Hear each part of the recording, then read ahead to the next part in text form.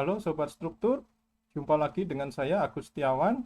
Kali ini kita akan kembali melanjutkan bincang-bincang seputar gempa. Kali ini kita akan meninjau tentang syarat pengecekan drift limit serta pengecekan dari efek P delta saat kita melakukan analisis struktur pada saat kita ingin mendesain bangunan tahan gempa. Nah, kita masuk ke bahasan pertama dahulu tentang drift limit ataupun yang sering disebut simpangan antar lantai. Ini terdapat dalam pasal 786 SNI Gempa 2019. Nah, gaya gempa lateral yang dihasilkan dari perhitungan sebelumnya, ini pada umumnya pasti akan menghasilkan simpangan struktur dalam arah lateral atau horizontal. Dalam proses perencanaan struktur, maka simpangan lateral antar tingkat atau yang dikenal dengan story drift biasanya harus diperiksa untuk menjamin stabilitas dari struktur, untuk mencegah kerusakan elemen-elemen non-struktural, serta juga untuk menjamin kenyamanan dari pengguna. Jadi kalau story drift terlalu berlebih, ada kemungkinan stabilitas struktur berkurang, kemudian juga ada kemungkinan akan terjadi kerusakan elemen-elemen non-struktural pada saat gempa terjadi. Nah, untuk menentukan simpangan antar lantai tingkat desain atau delta, maka harus dihitung sebagai perbedaan defleksi pusat massa di tingkat teratas dan terbawah yang ditinjau. Sedangkan defleksi pusat massa di tingkat X atau delta kecil X dihitung berdasarkan persamaan berikut, yaitu CD, faktor pembesaran defleksi, dikali delta XE, defleksi elastik pada lokasi lantai yang ditinjau akibat beban gempa lateral yang kita berikan, dibagi dengan importance factor atau faktor keutamaan struktur. Nah, konsepnya adalah demikian. Delta elastik ini adalah yang kita dapatkan saat dari output analisis dinamik dengan menggunakan aplikasi yang ada, dengan software-software yang ada. Simpangan lantai 3, simpangan lantai 2, simpangan lantai 1. Nah, delta elastik ini kita perbesar dengan dikalikan dengan CD dan dibagi dengan faktor keutamaan sehingga mendapatkan delta masing-masing lantai, delta 3, 2, dan 1 seperti ini. Nah, kemudian setelah kita dapatkan delta, maka untuk menghitung driftnya adalah sama dengan delta lantai 3 dikurang delta lantai 2. Jadi dikurang lantai bawahnya. Sebagai ilustrasi, delta 1 sekian, delta 2 adalah sebesar ini, maka sebetulnya simpangan yang terjadi di lantai 2 adalah delta 2 dikurangi delta 1. Kemudian delta 2 sekian lebar, delta 3-nya adalah di lantai 3, maka sebetulnya simpangan yang terjadi di lantai 3 adalah hasil pengurangan dari simpangan lantai 3 dikurangi simpangan lantai 2. Nah, demikian seterusnya. Drift yang terjadi ini harus kita cek terhadap drift izinnya, syarat drift limitnya. Nah, simpangan antar lantai tingkat desain atau drift tadi, ini tidak boleh melebihi drift limit yang tadi saya sebutkan, delta A. Nah, delta A diperoleh dari tabel berikut. Jadi, sudah ada batasannya, ditentukan dari kategori resikonya, 1, 2, 3, dan 4. Kemudian tipe strukturnya, apabila struktur dinding cantilever batu bata, struktur dinding batu bata lainnya, ataukah dia struktur selain dinding geser batu bata, dan lain-lain, maka kalau kita cek kategori risikonya berapa, maka kita dapatkan angka ataupun persamaan di sini. HSX adalah tinggi tingkat di bawah tingkat X. Untuk sistem penahan gaya seismik yang terdiri dari hanya rangka momen pada struktur yang dirancang untuk KDSD EF, maka nilai simpangan antar lantai tingkat desainnya, driftnya, tidak boleh melebihi daripada drift limit dibagi faktor redundansi D, rho, untuk semua tingkatnya. Nah, nilai faktor redundansi rho ini biasanya diambil secara konservatif, diambil sebesar 1,3. Boleh diambil 1,0 dengan beberapa pertimbangan yang disyaratkan dalam SNI gempa. Nah, sebagai contoh, kita lihat ada suatu struktur gedung 9 lantai, special moment resisting frame, SMRF, baja. Kemudian desain force deflection-nya, delta XE-nya, lanjutan elastiknya sudah dihitung berdasarkan aplikasi, menggunakan aplikasi. Simpangan lantai 1, 2, 3, dan seterusnya. Ini didapatkan setelah kita menghitung gaya gempa tingkatnya. Jadi ini kita dapatkan gaya gempa lateral dari perhitungan sebelumnya, kita running kemudian menghasilkan defleksi semacam ini. Nah, kita diminta menentukan defleksi gempa rencana delta X dan kemudian bandingkan story drift rencana dengan drift limitnya. Diketahui kategori risiko 1, KDS-nya D, importance factor 1, nilai CD 5,5 dari tabel, faktor redundansi diambil 1,3. Nah, perhitungannya akan ditampilkan dalam tabel. Jadi kita bikin tabel lantai 1 hingga 9. Lantai 1 tinggi 6 meter. Jadi di sini tinggi lantai 1, kemudian tinggi lantai berikutnya 3,6 konstan. Nah, begini tinggi lantai berikutnya konstan. Kemudian data delta XE, delta elastiknya kita ambil dari output. Jadi ini kita masukkan ke tabel dari lantai 1 sampai 9, 84,35. Kita input di tabel. Kemudian kita lakukan perhitungan untuk delta X. Ya, jadi delta X kita hitung dari persamaan ini. CD kali delta elastik, delta X elastik dibagi importance factor. Karena CD diketahui 5,5, importance factor 1, maka nilai delta X adalah 5,5 dikali delta XE. Jadi kalau di sel yang ini 5,5 dikali 7,25 kita dapatkan 39,88. 5,5 dikali 12,35 kita dapatkan 67. Demikian seterusnya sampai yang paling atas lantai roof 5,5 dikali 84,35 kita dapatkan 463,93. Kemudian kita menghitung driftnya, drift tingkatnya. Jadi untuk lantai 1 karena lantai bawahnya adalah dasar 0 simpangannya, maka lantai 1 driftnya otomatis sama dengan delta X-nya 39,88. Kemudian untuk drift lantai 2 berarti adalah simpangan lantai 2 dikurangi simpangan lantai 1. Jadi 67 dikurangi 39 kita dapatkan 28. Demikian juga untuk drift lantai 3 kita dapat dari simpangan lantai 3 dikurangi simpangan lantai 2, 40. Demikian seterusnya yang paling roof, lantai roof kita dapatkan 463 dikurangi 397 kita dapatkan 66,5.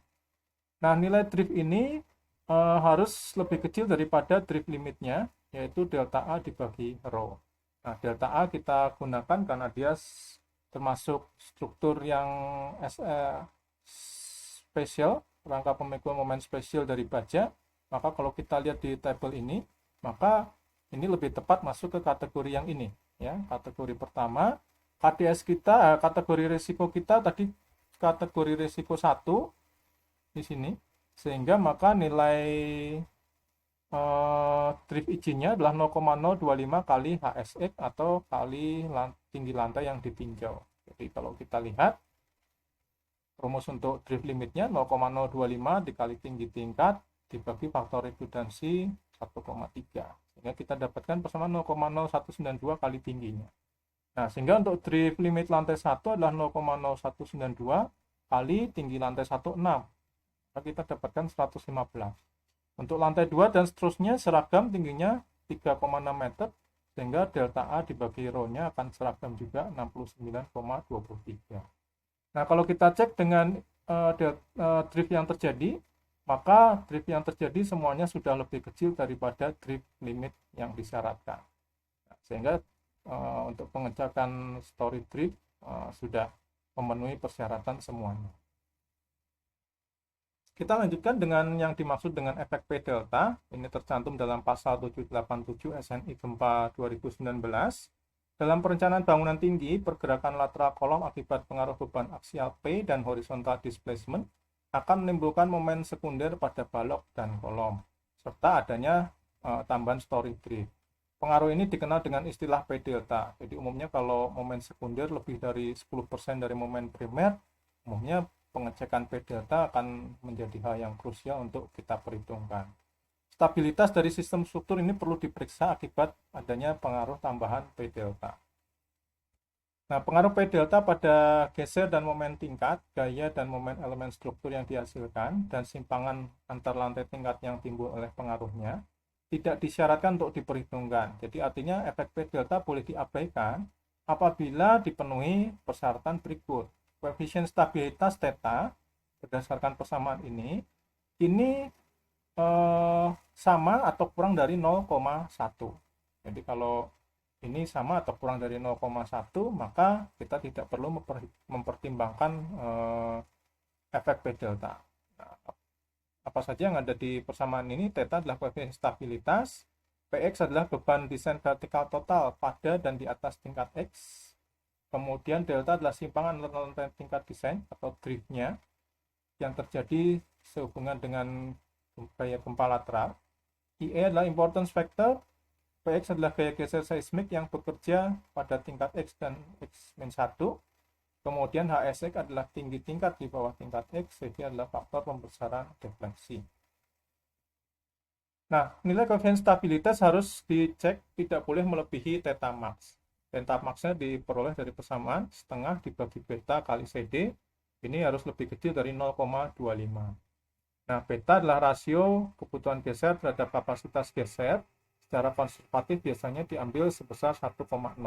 CD kita sudah kenal, ini adalah faktor pembesaran defleksi. Nah, jika koefisien stabilitas theta lebih besar daripada 0,1, maka story drift design dan story shear harus dikalikan dengan faktor 1,0 dibagi 1 minus theta. Jadi artinya kalau theta-nya melampaui 0,1, artinya kita harus memperhitungkan efek P delta. Sebagai akibatnya, story drift design-nya harus kita perbesar dengan faktor ini, pembesaran 1 dibagi 1 minus theta. Jika theta lebih besar daripada theta max yang ini, maka struktur kita berpotensi tidak stabil. Dan dalam hal tersebut, maka mau tidak mau kita harus melakukan redesign atau proses desain ulang daripada konfigurasi struktur kita. Nah, kita lihat contoh struktur gedung baja jenis special resisting moment frame, struktur rangka pemikul momen spesial, kategori resikonya 1, ADSD, faktor reduksi respon gempanya 8, CD 5,5, importance factor I 1,0. Nah, data diketahui pada tingkat 1, jadi kita hanya mengecek tingkat lantai 1 saja. Pada kenyataannya kita harus lakukan cek ke semua tingkatnya. Diketahui pada lantai 1 diperoleh jumlah beban mati yang harus dipikul 38.500, jumlah beban hidup adalah 17.200 kN. Kemudian gaya geser tingkat lantai 1 pasti sama dengan base shear total 1615 kN. Faktor beta di sini diambil atau diizinkan sebesar 0,8, tinggi lantai 1 6 meter. Deflection pada lantai 1 akibat seismic base shear tanpa pengaruh P delta, delta 1E, delta elastiknya adalah 18 mm. Kita diminta menghitung story drift delta, inisial deltanya, story drift awal pada tingkat 1. Kemudian cek syarat P delta pada tingkat 1, apakah P delta harus kita perhitungkan dalam perencanaan. Kemudian diminta juga menghitung story drift akhir dan story shear akhir. Setelah kita mengecek syarat P delta, apakah ada perubahan atau tetap sama. Kemudian kita juga melakukan pemeriksaan terhadap syarat story drift. Ini hanya kita sampel pada lantai 1 saja. Nah, kita bagaimana cara menyelesaikannya? Kita tentukan story drift awal lantai 1. Jadi seperti yang diminta dalam pertanyaan tadi, story drift awal lantai 1 berapa besarnya. Nah, delta 1, delta besar sama dengan delta 1 dikurangi delta 0, delta kecil 1 dikurangi delta kecil 0. Karena delta kecil 0 atau simpangan di lantai dasar berada pada level penjepitan struktur pasti 0, maka kita dapatkan drift lantai 1 sama dengan delta kecil 1. Nah, delta kecil 1 kita hitung dari persamaan ini dalam contoh sebelumnya yang sudah kita simak. CD dikali delta 1 elastik dibagi importance factor, CD 5,5, delta 1 elastik tadi sudah diketahui di sini 18 mm. Ini kita peroleh dari output software yang kita gunakan 18 mm. Maka kalau kita hitung delta 1 simpangannya adalah sebesar 99 mm. Sehingga drift lantai 1 sama dengan delta 1 sama dengan 99 mm.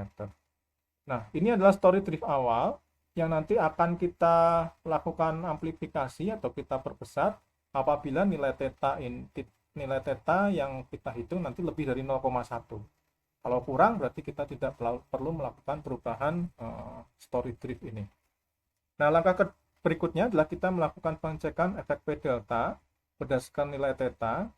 Kita cek, ini adalah rumus theta. Seperti tadi ketentuannya adalah kalau ini lebih dari 0,1, maka P delta harus diperhitungkan. Kalau lebih kecil berarti kita tidak perlu memasukkan efek P delta. Kita hitung di sini adalah persamaannya P1 kali driftnya, kali importance factor, kali gaya geser di lantai tersebut, dikali tinggi lantai 1, dikali nilai CD. Nah, P1 adalah jumlah total beban vertikal yang harus dipikul lantai 1. Kita ketahui dari jumlah beban mati dan beban hidupnya. 38.500 tambah 17.200, kita dapatkan 55.700 kN. Kemudian driftnya adalah 99 mm. Ini drift yang sudah dihitung di step pertama. Gaya geser lantai 1 1615 kN. Kemudian tinggi lantai 1 6000, nilai CD 5,5. Kalau kita substitusi ke persamaan, maka kita dapatkan nilai theta 0,1035. Artinya nilai ini lebih dari 0,1. Sehingga mau tidak mau kita harus memperhitungkan efek P delta. Jadi ada tambahan pembesaran nilai drift akibat kita harus memperhitungkan efek P delta. Nah, kita harus cek apakah nilai theta tadi lebih besar dari theta max. Theta max 0,5 dibagi beta kali CD, kita dapatkan 0,5, beta diambil 0,8, kemudian CD 5,5 berdasarkan jenis struktur yang kita pakai, yaitu struktur rangka pemikul momen spesial yang baja 5,5.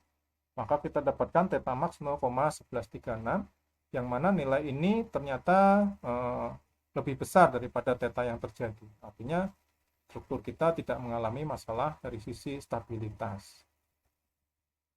Nah, setelah kita mengetahui ada efek P delta yang harus diperhitungkan, maka artinya story drift akan dilakukan pembesaran. Dengan lakukan pembesaran dengan cara kita kalikan story drift awal tadi yang kita dapatkan dari step pertama, kita kalikan dengan faktor pengali, yaitu 1 dibagi 1 minus theta. Karena theta tadi 0,1035, maka kita dapatkan faktor pengalinya adalah 1,1154. Nah, dengan faktor pengali faktor pembesaran ini, maka kita dapatkan final story driftnya, story drift akhirnya, kita singkat drift 1 aksen, sama dengan faktor pembesaran kali nilai drift awalnya, 99. Maka drift desainnya menjadi 110,42 mm. Kemudian story shear tentunya akan bertambah besar juga.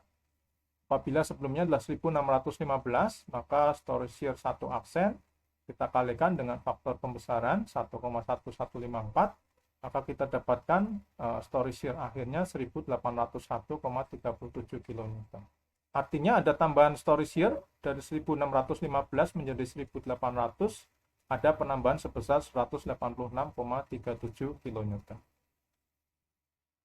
Berikutnya adalah kita mengecek story drift kita, yang story drift akhir, apakah sudah masih masuk ke batasan story drift limitnya.